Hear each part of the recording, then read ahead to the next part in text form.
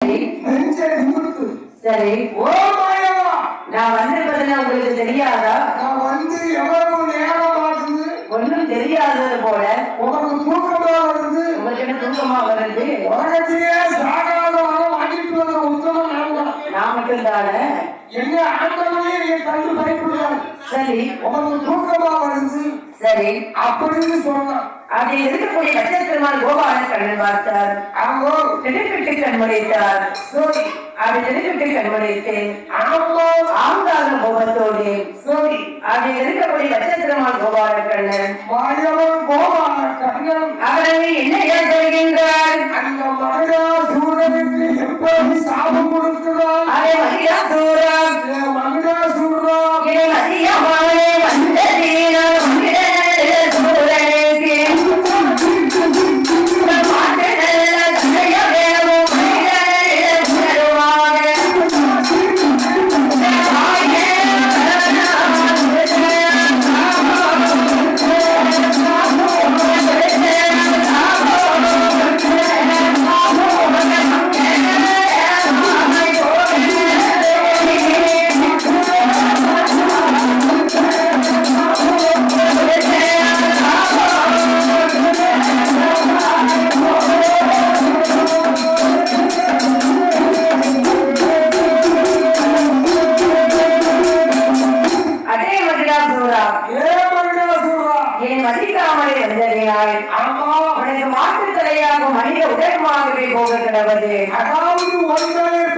சரி, எரும மாட்டின் தலையோடு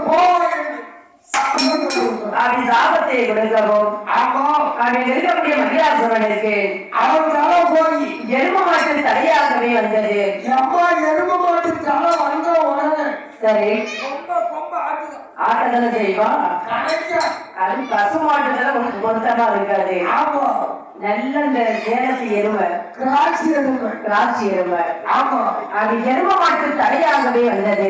அதே தொடர்ச்சி கொம்போது சரி, பெரிய கலந்த முகத்தோடு சரி எரும மாட்டு முகத்தோடு நிற்கான். எரும மாட்டு தலையோடு நிற்கான். மாயவன் முன்னாடி நிற்கான். சரி சரி, அந்த நட்சத்திரவான் கோபால கண்ணன் பார்த்தார். ஆமா, அட்டே மகிழாசூரா, இந்த எரும மாட்டு தலையோடு சரி அந்த தேவர்களை முனிவர்களை இனிமேலும் இறுக்கம் செய்தையானால் உன்னை கட்டக்கால ஆக்கிடுவேன். இந்த எரும மாட்டு தலையை உண்டுடன் ஆக்கிறோம் வாழியம் பெருமாள். அவன் இப்ப எரும மாட்டு தலையோட போன. சரி, போய் தேவர்களை இழுக்க பண்ணாங்க வச்சுக்கோ. சரி, கட்டக்கால போயிடும். சரி, அதாவது கட்டக்கால திரும்ப வந்துடும். சரி அப்படின்னு இருக்கக்கூடிய எரும மாட்டு தலை போய் சரி கட்டக்கால உனக்கு வந்துடும். சரி, இது பரவாயில்லை அப்படின்னு இருக்கக்கூடிய சரி மன்னனான மகிழாசுரன் பார்த்தான். ஆமா, இனிமே நாம இருந்தோமானால் சரி இவரே நம்மளை அடிச்சாலும் அடிச்சிருவாரு. ஆமா அப்படின்னு மன்னனான மகிழாசுரன் சரி திருப்பால் கடலை விட்டு அவன் திருப்பால் கடலை விட்டு அவனை எங்கே வருகின்றான்? அந்த மகிழாசுரன் எங்கே வருகிறான்? அவன் திருப்பால் தன்னை வீட்டு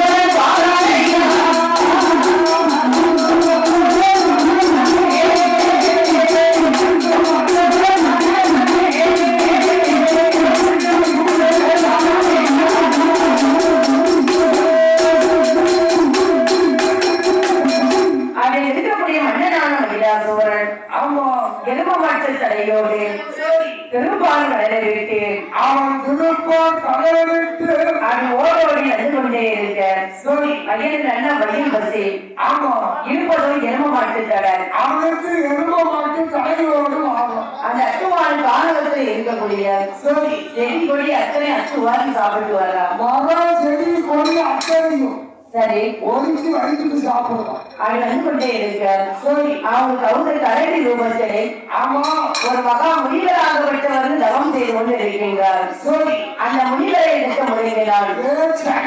முனிவரே தூக்கி முனிவரம் அப்படி இருக்கக்கூடிய நேரத்தில் ஆமா அவருடைய கையில இருக்கக்கூடிய அவ கட்டையாகப்பட்டது. அவன் மகிழாசுரோட தொண்டை குழிக்குள்ள போய் தொண்டையில சிக்கிட்டு தொண்டைக்குள்ள அடிச்சு போக மாட்டேங்குது, இங்கிட்டு வர மாட்டேங்குது. சரி கரெக்டு கரெக்டு கரெக்டுன்னு சத்தம் இருக்கு.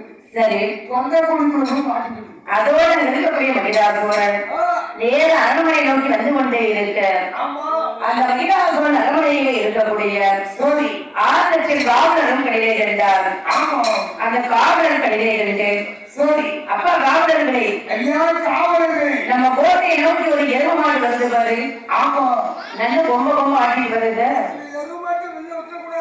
சரி அந்த எரும மாட்டை பார்க்கும் போது சரி தலை மட்டும்தான் எரும மாட்டு தலையா இருக்கு.